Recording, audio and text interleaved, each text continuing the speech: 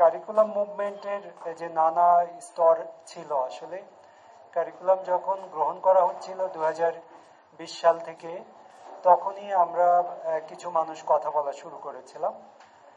2021 সালের করোনার সময়ে যখন এগুলো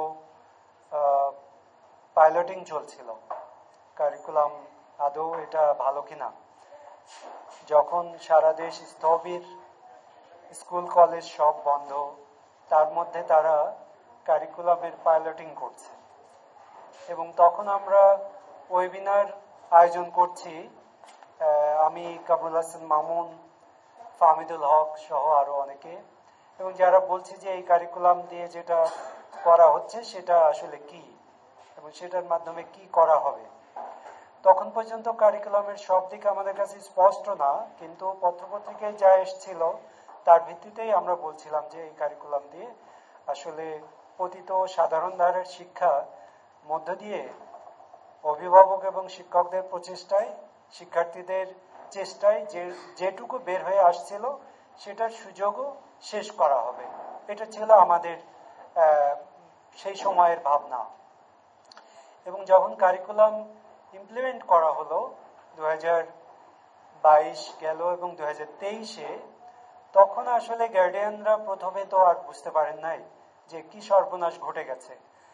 গার্ডিয়ান যদি প্রথমে বুঝতে পারতেন যে কি সর্বনাশ ঘটতে যাচ্ছে, তাহলে হয়তো তারা 2021-এই তারা সামনে আসতে পারতেন।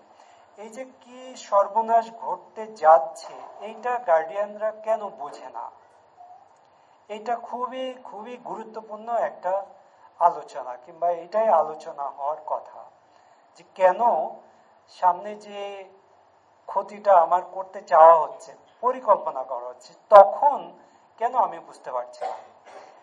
এই বিষয়ে আসলে আমার খুব গুরুত্বপূর্ণ যে অবজারভেশনই বলবো এবং খানিকটা ক্রিটিসিজমই বলবো, সেটা হলো যে শিক্ষা মানে হলো যে শিক্ষার্থী, শিক্ষক এবং অভিভাবক।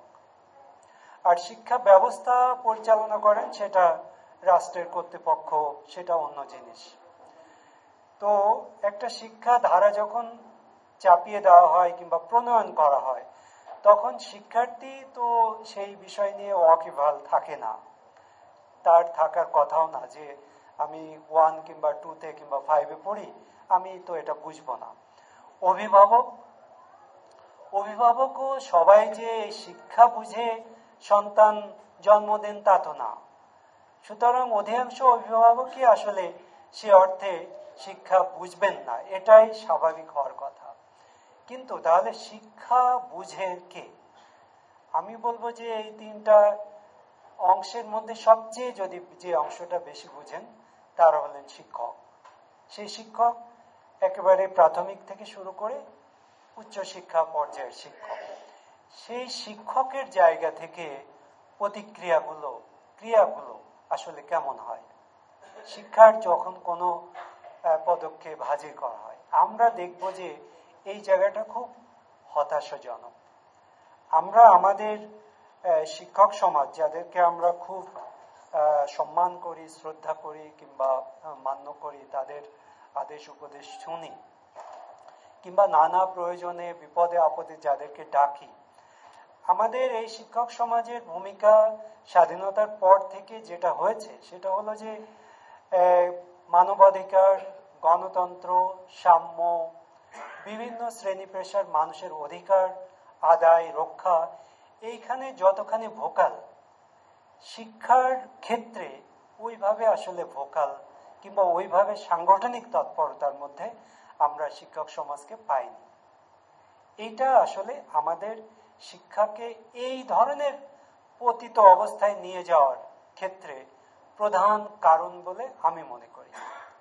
আজকের যে আয়োজন, এই যে কারিকুলাম নিয়ে যে ধ্বংসযজ্ঞটা চলছে, এখন পর্যন্ত কিন্তু আমরা ওই অর্থে শিক্ষক সমাজ, যারা কিনা আজকে শ্রমিক আন্দোলনের সাথে আছেন, পেশাজীবী আন্দোলনের সাথে আছেন, পরিবেশ আন্দোলনের সাথে আছেন, অন্যান্য বহু অধিকার আন্দোলনের সাথে আছেন, শিক্ষার জায়গাটাই তাদের গুরুত্বের দেওয়ার জায়গাটা, এই জায়গাটা আমি বলতে পারেন যে আমি খানিকটা হতাশ হয়ে তাকাই। যে না, এখানে বোধহয় আমরা এখনো এমন ভাবে দৃষ্টি আকর্ষণ করতে পারছি না অভিভাবকরা যে আপনারা এখানে মনোযোগ দিন, এইটাকে সামনে নিন, এইটাকে সাথে নিন।